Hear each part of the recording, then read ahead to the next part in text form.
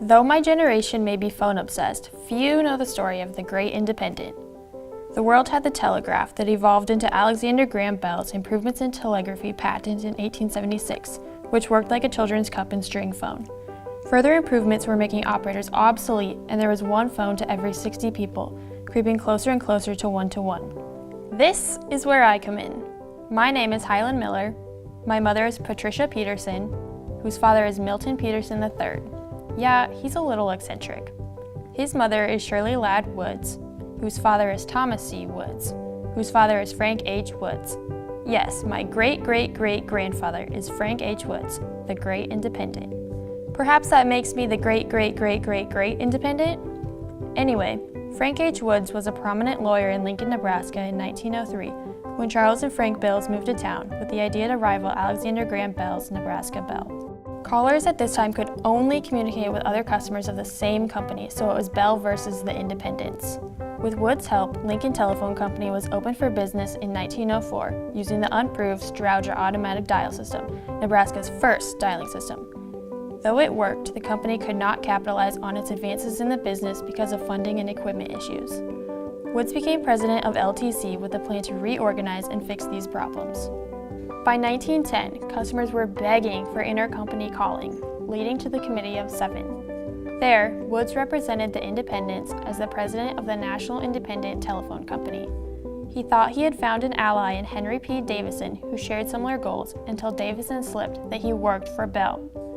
Woods stormed out and awoke the next day to a call that Mr. Vail, the president of the powerful near-monopoly AT&T, wanted to meet with him. The two of them outlined the Kingsbury Commitment, to eliminate local competition by agreeing that LTC would purchase all Bell holdings within a designated area and sell their properties that were not. Bell opted not to acquire any new properties because of Davison and Woods' rift, and LTC paid Bell $2.2 million for their properties.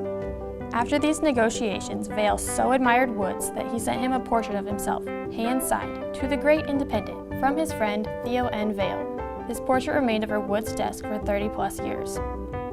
After more expansion and another name change in 1912, the Lincoln Telephone and Telegraph, LT&T, became a part of coast-to-coast telephone service called the Transcontinental Bridge. However, in 1918, the United States entered the World Wars.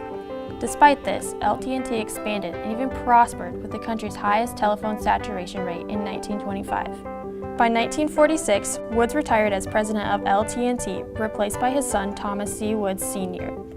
Shortly after Frank H. Woods passed away in 1952, Thomas C. Woods passed in 1954. Thomas Woods Jr. and Frank H. Woods Jr. stepped in to take control of the company as president and chairman of the board of directors, respectively.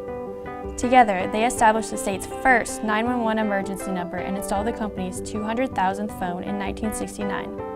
By 1980, LT&T was the largest independent telephone company, servicing 310,000 phones. In the 90s, LT&T service covered the entire state as they entered the cellular telephone market with their $130 million purchase of Nebraska Cellular.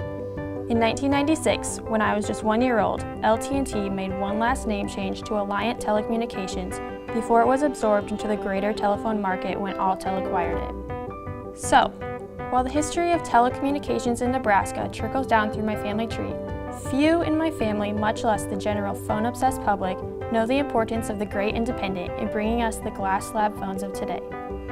Without Frank H. Woods and the independent phone companies, phone communication just wouldn't be the same. Thanks for watching. From the great-great-great-granddaughter of the Great Independent.